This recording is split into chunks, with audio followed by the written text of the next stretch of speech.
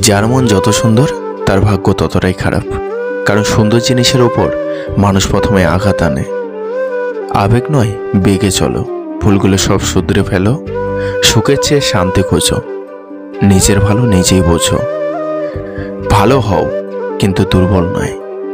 ভুলে থাকা যায় কিন্তু ভুলে যাওয়া যায় না।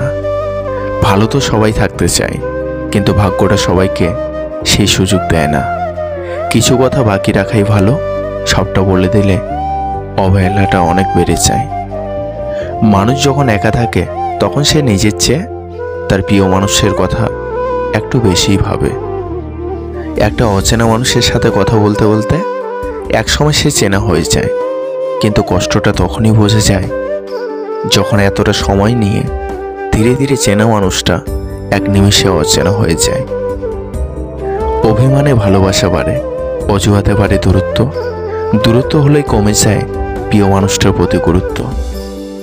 আমাদের চোখের পানি যাকে একদমই স্পর্শ করে না, আমরা তার জন্যই কাঁদি, পাগলের মতো কাঁদি। যে আপনাকে ভালোবাসে না সে কখনোই আপনাকে বুঝবে না। আপনার অনুভূতিগুলো তার কাছে মূল্যহীন।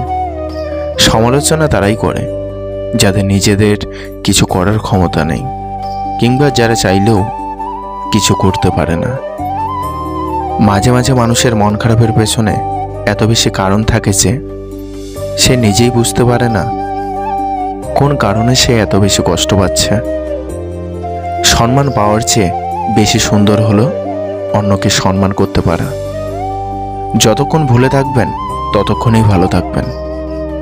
পৃথিবীর সবচেয়ে আনন্দময় জিনিসগুলোর জন্যে কিন্তু টাকা লাগে না, বিনামূল্যে পাওয়া যায়।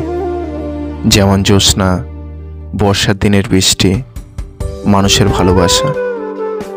যে আপনাকে সত্যিকারে ভালোবাসবে সে কখনো আপনাকে ছেড়ে যাবে না। তাই যে আপনাকে ছেড়ে গেছে তার জন্য কখনো মন খারাপ করে বসে থেকো না।